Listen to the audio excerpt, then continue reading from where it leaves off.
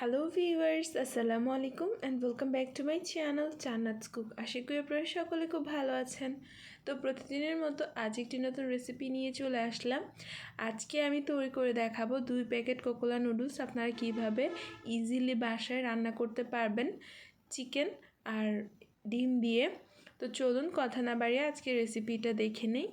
এখানে আমি ফার্স্টে পানি ফুটিয়ে নিয়েছি, এর মধ্যে 1 কাপ পরিমাণ আলু কুচি করে দিয়ে দিয়েছি।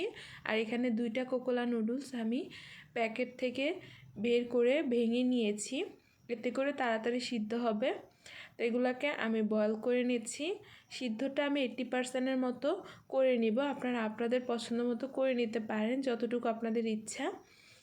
তো আমি এখানে চিকেনটাকে ম্যারিনেট করার জন্য এখানে সব ধরনের গুঁড়া মশলা দিয়ে দিয়েছি, সাথে লবণ আর আদা রসুন বাটা দিয়ে দিয়েছি। দিয়ে এখন এগুলাকে আমি হালকা করে ভেজে নিব।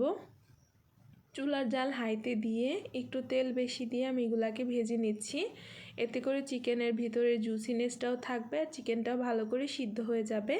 তো এগুলাকে অনবরত নেড়ে চেড়ে আমি একটু লালচে কালার করে ভেজে উঠিয়ে নিব।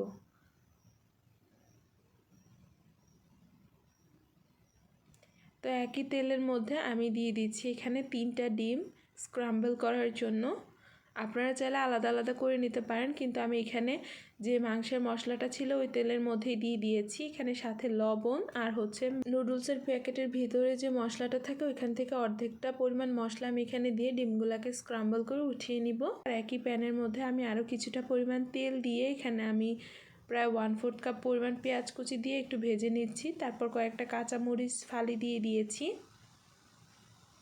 এখানে কিছুটা পরিমাণ টমেটো দিয়ে দিচ্ছি ফ্লেভারের জন্য, আপনারা চাইলে স্কিপ করতে পারেন, দিলে ভালো লাগবে খেতে।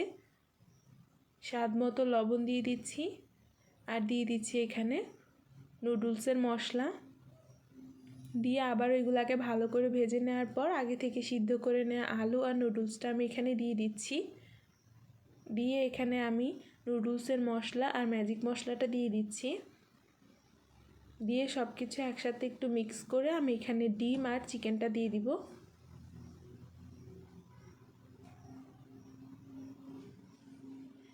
চিকেন আর ডিমটা দিয়ে এখানে আরও কিছুটা পরিমাণ ম্যাজিক মশলা দিয়ে আমি সব কিছু একসাথে ভালো করে মিক্স করে নিচ্ছি। আর এই পর্যায়ে অবশ্যই লবণটাকে চেক করে নেবেন। সব কিছুকে ভালো করে এভাবে একই ডিরেকশনে আমি ভালো করে এভাবে নেড়ে চেড়ে মিক্স করে নিয়েছি। আর এই তো দেখতেই পাচ্ছেন নুডলসটা কিন্তু রান্না করা হয়ে গিয়েছে।